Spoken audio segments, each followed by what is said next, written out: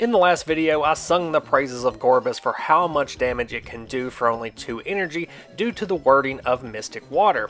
It does 20 damage plus 10 more damage for each psychic energy in play. So not just your psychic energy in play, all the psychic energy on the board. And not just basic psychic energy cards, any multi-energy, rainbow energy, or double rainbow energy on the field is also going to add to this damage. Due to its low HP, Gorebyss does need at least one partner Pokemon to help it power through tough defenses and offset stall strategies. In that last video, I detailed a lot of potential partners that could help Gorebyss accomplish these things, but I did leave out the one partner I feel is best for Gorebyss because I was saving it for this video. And that is Croat from Hidden Legends. Much like Jumpluff, it can hit for weakness on Kyogre, Groudon, and Wailord. Croat also has free retreat, which can come in very handy, and it sports 90 HP, which is a chunk better than Jumpluff. It isn't as energy efficient as Jumpluff, but you don't have to flip coins for its attacks. Speaking of, let's look at the attacks on this Croat because it does some very important things here. For 1 colorless energy,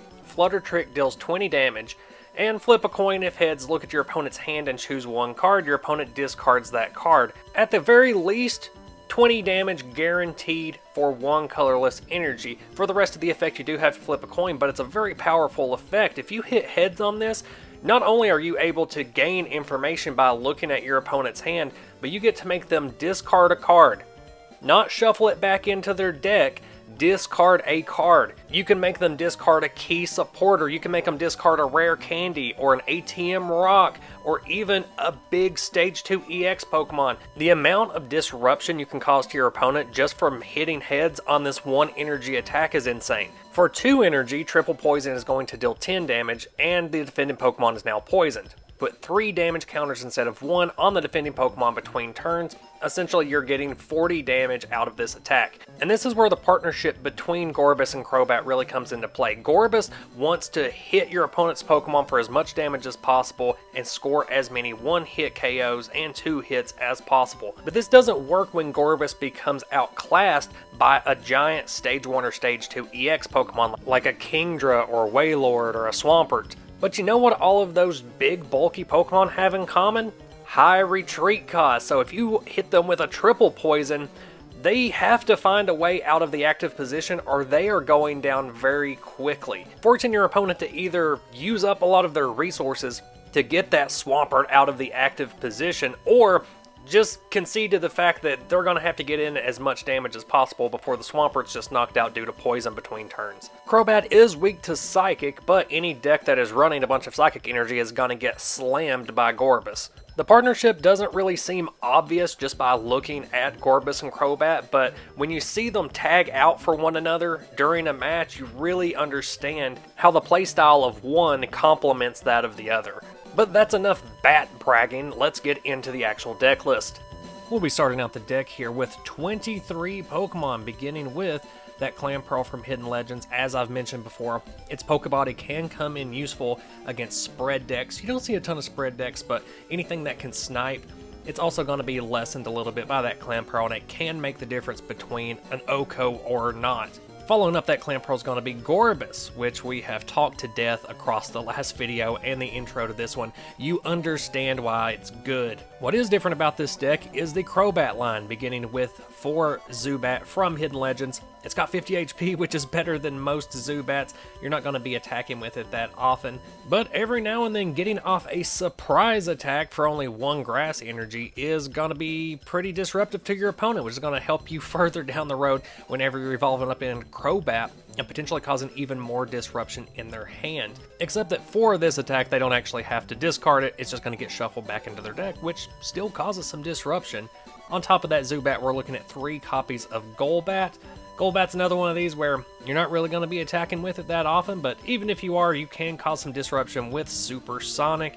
Sharp Fang's not really worth the energy investment. And then we get to the tippy top of the evolution line with 4 copies of Crobat. Again, already talked about this card in the intro and how good both of these attacks are, not only for disruption, but also complementing the playstyle of Gorebyss. This line is a little beefier than you would anticipate. Usually you would go like a 4-2-4 into Crobat, but just because there's so much ATM rock in the 2004 format, You don't want to get knocked all the way from a Crobat to a Zubat. Instead, it's going to save you from a lot more Okos if you actually have that Golbat in between.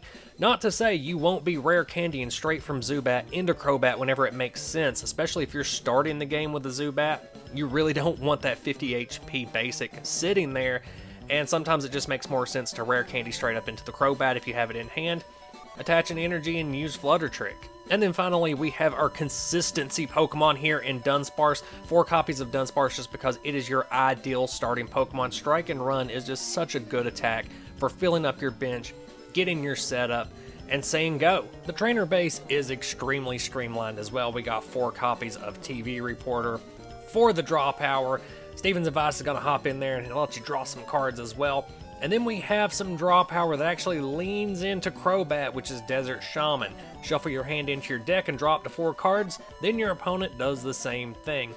You get your opponent down to 4 cards, then you hit them with Crobat's attack to look at their hand and trash one of those cards, which just kicks that disruption to a new level and opens up so many more pathways for this deck to go to keep your opponent from getting their setup while you're doing the normal Gorebyss thing. For this deck, I've also got 4 copies of Master Ball in here as just a quick search. Dunsparce is going to be grabbing a lot of these cards for you, trimming your deck down so that Master Ball is going to get better hits.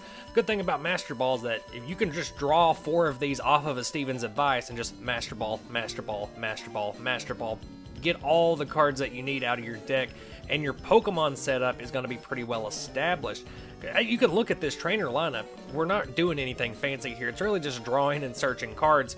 The rare candies are just in here for getting those Zubats into Crobats on the turns that it makes sense for them. Like I said earlier, you're not always going to be candying straight into Crobat, especially if you know your opponent's running ATM, but it does just streamline the deck itself. Moving on down, we got 2 copies of Desert Ruins for those EX matchups. This is going to hurt even more for those bulky EX matchups where you're already hitting them with a triple poison, and then they're also getting hit between turns by Desert Ruins, which is really going to tear down those big EX decks. And then finally, in the trainer slots, we have ATM Rock for those situations where you want to do exactly what we keep mentioning to your opponent, where you are kicking off the top Blaziken card just so the Combusken underneath is knocked out. And really the only reason we're running 2 copies in this deck is in case one's prized and you really need it. Otherwise, you're probably only going to be using 1 of these per game, even against those big stage 2 decks. And then over in the energy slots, we have double rainbow energy, which is going to pump up that Gorebyss's attack because both of these rainbow energies are going to count for psychic.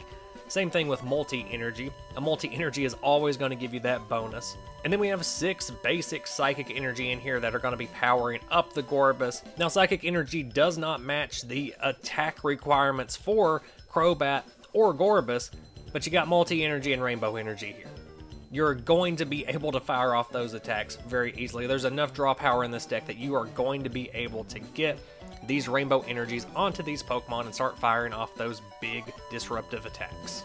Some would make the argument that Beedrill is a suitable replacement for Crobat if you don't like Crobat because it's another grass type stage 2 with low energy attacks, except Beedrill is weak to fire instead of Psychic. Psychic is more prevalent in the metagame. And yeah, Venom Spray is great. Automatic paralyzation and poison on your opponent's Pokemon buys you another turn to get some more psychic energy onto the field and boost Gorebyss while also disrupting your opponent, but in a different way. However, Needle Rush requires a bunch of coin flips, so it's inconsistent in the same way that Jumpluff was, which is the original problem that made me seek out the Crobat version of the deck. There's certainly some pros and cons to be weighed here. You can let me know your opinion down in the comments, but I do feel that Crobat is just a better choice based on HP and consistency. As with almost all deck lists on this channel, I have presented the vanilla version of the deck, the basis on which you build upon in order to match your local metagame. What does a more teched out version look like? Well, I'll slap it up on screen right now. This was the 2004 World's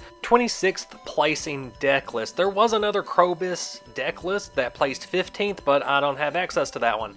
Pictured here, you will see one Jirachi, which is a more efficient way of getting your key evolution cards into play.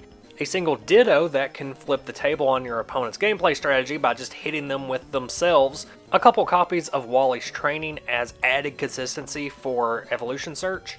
and a single copy of Life Herb as just a Hail Mary pass to heal up one of your Pokemon without having to discard any energy. There are some other small additions and tweaks that I'll let you scope out yourself here. I just wanted to provide a preview of what this type of deck looks like at the highest level. That's going to be all for this video. Let me know what your favorite Gorebyss partner is that we've talked about so far. The one that you feel works best in the 2004 metagame and beyond. Let me know which deck lists or types of videos you would like to see on the channel. And stay tuned for some more vintage Pokemon TCG content rolling down the hill. I'll see you next video.